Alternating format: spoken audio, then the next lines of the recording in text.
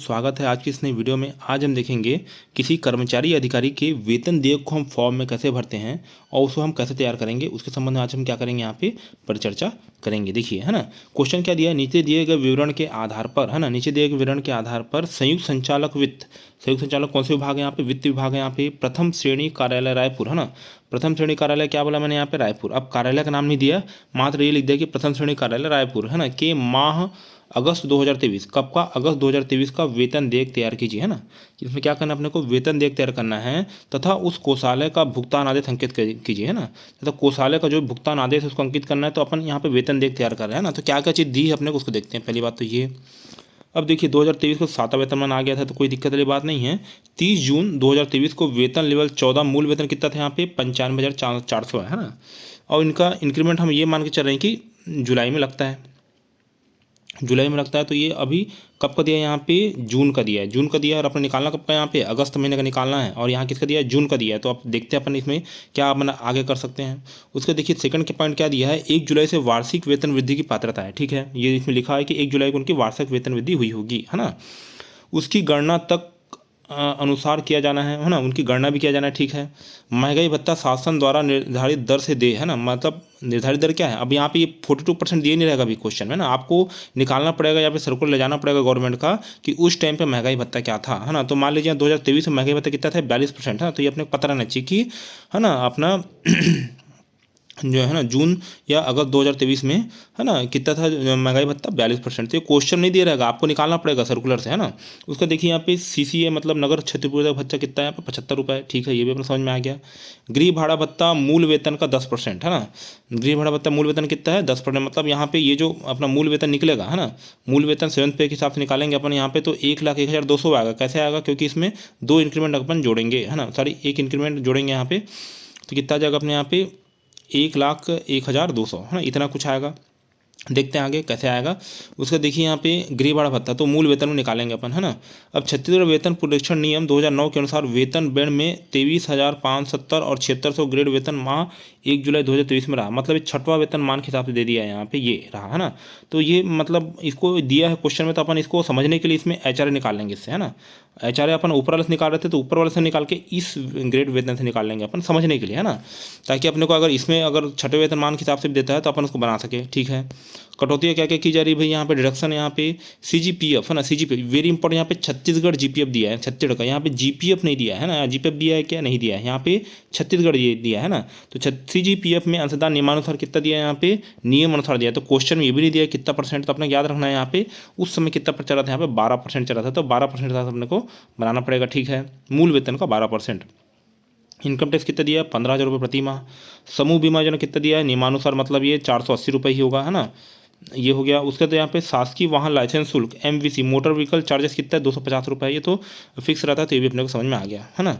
तो इसमें कैसे वो क्या करना है, अब देखिए यहाँ पे वेतन बैंड कितना है, यहाँ पे 23,570 है, और ग्रेड पे कितना है 76, दोनों जोड़ेंगे तो कितना आ जाएगा, मूल वेतन निकल जाएगा। तो इसका 10% अपने क्या निकालना है, HRA निकालना है। HRA अपन मूल वेतन जो अपना 1,02,000 कुछ आया उसी के निकालते, पर यहाँ क्वेश्चन में दिया है करके अपन क्या कर रहे हैं, यहाँ पे इसी का HRA 10% निकालना था, पर यहाँ पे क्वेश्चन में दे दिया समझने के लिए, समझने के पॉइंट ऑफ व्यू से हम क्या कर रहे हैं, इसका अपन क्या निकाल रहे हैं 10% निकाल रहे हैं, है ना। अब देखिए ये हो गया। अब HD का मतलब हमें पता है यहाँ पे साइंड होता है यहाँ पे, है ना, तो ये अपने को पता है। अब देखिए यहाँ पे ये है ना, अब पे बिल का फॉर्म कैसे रहता है, फॉर्मेट कैसे रहता है, तो इस्टेब्लिशमेंट पे बिल, है ना, तो पे बिल यहाँ पे CGTC छत्तीसगढ़ ट्रेजरी कोड 24 में दिया है इसके बारे में। इसका फॉर्म किस में दिया है, छत्तीसगढ़ ट्रेजरी कोड 24 में दिया है, और सब्सिडी रूल कितना हो जाएगा यहाँ पे 256, है ना, मतलब यहाँ पे CGTC ऐसा रूल कितना हो जाएगा 256, है ना, में के अंतर्गत ये सब चीज़ दी हुई है ना। अब देखिए यहाँ पे डिटेल पे ऑफ परमानेंट या टेम्परेरी इस्टेब्लिशमेंट ऑफ संबंधित विभाग या कर्मचारी का नाम आपको लिखना है यहाँ पे। उसके देखिए यहाँ पे कौन से मंथ के लिए दे रहे हो आप, अगस्त महीने के लिए, है ना, और उसका पेमेंट किसका दिया है, जून का दिया है, तो आपको इंक्रीमेंट यहाँ लगाना पड़ेगा। अब देखिए मैं बता यहाँ पे बेसिक उन्होंने कितना 95,400 दिया है जून का, है ना।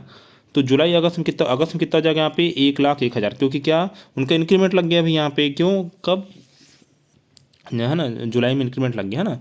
अब देखिए डिस्ट्रिक्ट कौन सा हो जाएगा अपने यहाँ पे, डिस्ट्रिक्ट हो जाएगा रायपुर हो जाएगा। और देखिए संबंधित विभाग का लेखा शीर्ष यहाँ पे लिखना पड़ेगा, जो भी विभाग रहेगा उसका लेखा शीर्ष आपको यहाँ पे लिखना पड़ेगा, है ना। मुख्य शीर्ष, उप मुख्य शीर्ष और लघु शीर्ष यहाँ पे डालना पड़ेगा, है ना। किस हेड में आप पेमेंट कर रहे हो, कैसे कर रहे हो, उसका वेतन कैसे आप भुगतान कर रहे हो, उसका हेड यहाँ पे डालना पड़ेगा। अब देखिए यहाँ पे ऑफिसर्स पे है ना, या अधिकारी का वेतन कितना हो जाएगा यहाँ पे 7th पे के हिसाब से 1,01,200 रुपये है ना।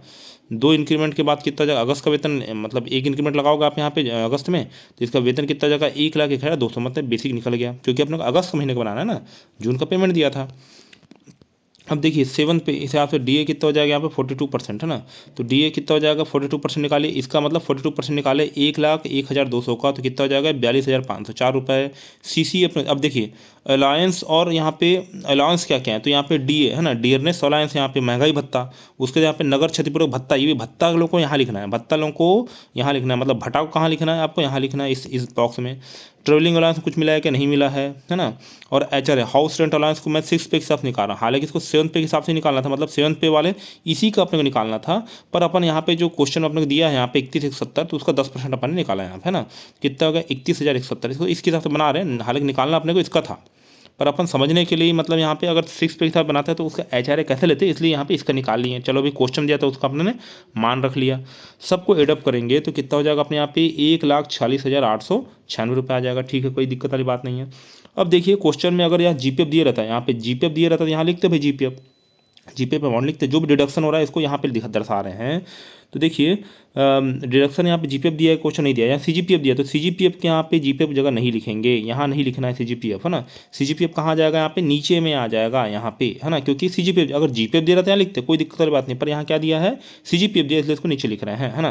तो यहाँ पे डिडक्शन कुछ होगा ही नहीं यहाँ पे, तो यहाँ पे भी डिडक्शन माइनस मतलब कुछ नहीं, डेस हो जाएगा, तो यहाँ कितना बचेगा 1,46,896 यहाँ पे बचेगा। इसको रेड पेन से लिखना है भाई यहाँ पे ना, ये हो गया। अब यहाँ पे देखिए जीएस कितना कट रहा है यहाँ पे 480 रुपये, जीएस कितना कट रहा है यहाँ पे 480 रुपये, यहाँ दिया है ना यहाँ पे लाइव में, जो जीएस है आप लिख दो। फिर मोटर व्हीकल यहाँ पे निकालो, फिर आप सीजीपीएफ, अब ये देखिए सीजीपीएफ यहाँ पे आ गया 12,144, और आईटी कितना हो जाएगा यहाँ पे 15,000 रुपये ना, आईटी कितना हो जाएगा 15,000 रुपये, तो इस सबको टोटल करोगे तो 27,874 रुपये आएगा। तो 27,874 रुपये को इससे 1,40,000 से माइनस करोगे, आप यहाँ पे माइनस करोगे तो आपका आंसर कितना आ जाएगा यहाँ पे 1,19,022 है ना, मतलब कितना हो जाएगा आपको 1,19,022 रुपये यहाँ पे नेट सैलरी आपको मिलेगी। ये अपना वेतन देख यहाँ पे क्या हो गया, तैयार हो गया। तो इसको अपन ने कैसे बनाया, क्या किया उसको अपन ने देखा। तो यहाँ पे रिडक्शन लिया, यहाँ पे जीपीएफ है ना नहीं दिया था, तो सीजीपीएफ यहाँ नहीं लेंगे, सीजीपीएफ को नीचे डाल दिया अपन ने यहाँ पे, तो टोटल रिडक्शन यहाँ पे निकाल दिए। अगर यहाँ मान लीजिए जीपीएफ दिया रहता, जीपीएफ मान लेते यहाँ पे, जीपीएफ को इससे माइनस करते ऊपर वाले से, तो यहाँ पे कुछ अंतर रहती आती, और उसका यहाँ पे जो जीआईएस एम है ना, वीसी आईटी ये सब घटाते, तो अपने कितना हो जाएगा यहाँ पे 27,874 रुपये, मतलब वैसे भी आता है ना। पर ये यहाँ देखिए एक साथ अपन ने यहाँ पे घटा दिया है ना। अब देखिए प्रोफेशनल टैक्स भी एक होता है, वृत्त कर बोलते हैं यहाँ पे, यहीं पे उसको यूज होता है। इनकम टैक्स हो गया, प्रोफेशनल टैक्स हो गया, ये सब चीज़ यहाँ पे लिखा हुआ है, तो इसको याद रखना। अगर क्वेश्चन प्रोफेशनल टैक्स देगा तो यहाँ लिखना है ना। अब देखिए यहाँ पे, हाँ अब ये फॉर्म का जो प्रपत्र है ये अपन ने भर लिया। अब इसको भरना देखते हैं, साइन कितनी जगह होता है देखते हैं। यहाँ पे बैकवर्ड साइड में साइन, यहाँ पे सबसे पहले यहाँ होगा 1, ये 2, ये 3 है ना, उसके बाद यहाँ पे 4, तो 4 साइन हो गया यहाँ पे, और 1 साइन होगा यहाँ पे, है ना। तो टोटल कितने साइन होते हैं यहाँ पे 5 सिग्नेचर होते हैं, कितने 5 सिग्नेचर यहाँ पे होते हैं, है ना। लास्ट पेज में बैकवर्ड पेज में डीडीओ के सिग्नेचर आएंगे इसमें, है ना। अब देखिए यहाँ पे जितनी भी कटौती है, थोड़ा सा बड़ा करता समझ में आएगा, 1 मिनट यहाँ पे। अब देखिए जितनी भी कटौतियाँ सबको लेना है, आप जितने भी कटौतियाँ सबको लेना है। अगर यहाँ पे जीपीएफ सीजीपीएफ दिया रहता है उसको भी लेते हैं अपन, यहाँ पे जीपीएफ दिया रहता है उसको भी लेते हैं यहाँ पे, और जीपीएफ कटौती रिकवरी, अगर कुछ रिकवरी होता तो उसको भी यहाँ पे, मतलब यहाँ पे जितनी भी कटौती हो रही है सबको लेना है। सबको लेके यहाँ क्या करेंगे, जोड़ेंगे तो कितना हो जाएगा 27,874 रुपये आ गया। 27,874 को क्या करेंगे अपन यहाँ पे 1,00,000, अब देखिए सिद्धांत में आ रहा है यहाँ पे, है ना, सिद्धांत में आ रहा है यहाँ पे कितना 1,40,896 से माइनस करेंगे अपन, तो माइनस करेंगे तो 1,19,000 यहाँ पे ये आ जाएगा अपना, है ना। अब देखिए 1,40,000 अब यहाँ पे लिखे हैं टोटल, है ना। तो टोटल कितना आ रहा है अपने यहाँ पे 1,40,896, इसको हाँ मतलब कौन से पेन से लिखा, नीले पेन से।